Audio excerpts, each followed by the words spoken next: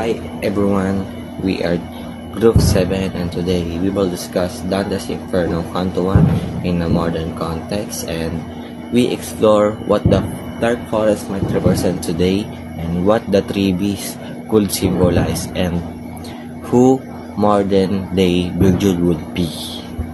So let's go guys.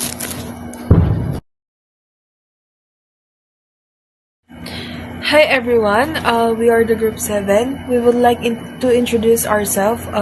It's Christian de Guzman and I'm Julian Velazquez. So here's the question number 1. What might the Dark Forest represent today? A literal or metaphorical struggle? You. My answer is, in Inferno, Dantes finds himself lost in a dark forest, symbolizing confusion and despair. And in today's world, this could represent struggle like mental health issues, financial problems, or even feeling lost life due to social pressure. My answer is, I think social media plays a big role in our dark forest. Many people feel lost in fake realities online, comparing themselves to others and feeling like they don't belong. And here's another example. Could be people struggling with career decision or feeling trapped in a job they don't enjoy, unsure of what to do next. Oh, that's great. I'd also say the global issues like war, political division, and misinformation can make people feel lost, just like Dante in the Dark Forest.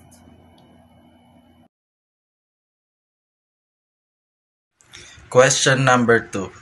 Who could the three beasts be in a modern context? In Inferno, Dante encountered three beasts, a leopard, a lion, and a she-wolf. These symbolize different sin, fraud, violence, and greed.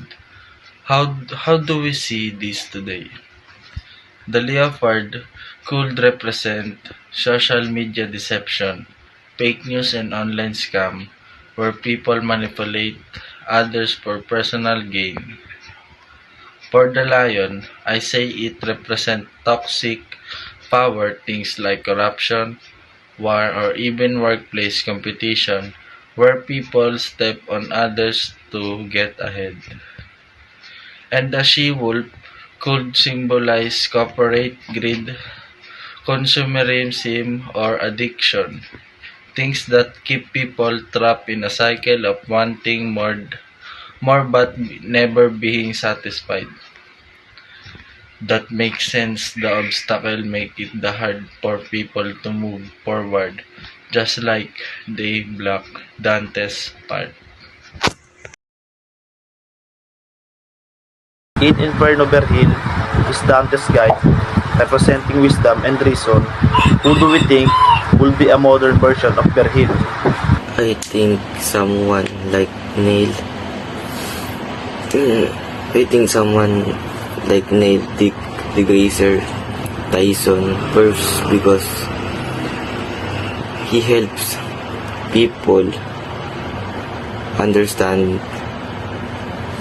the universe logically much, like Virgin guided Dante through hell. That's interesting, but I'd say someone like Maya Angelou because she offered wisdom and inspiration, guiding people through struggles with her poetry. What about Barack Obama?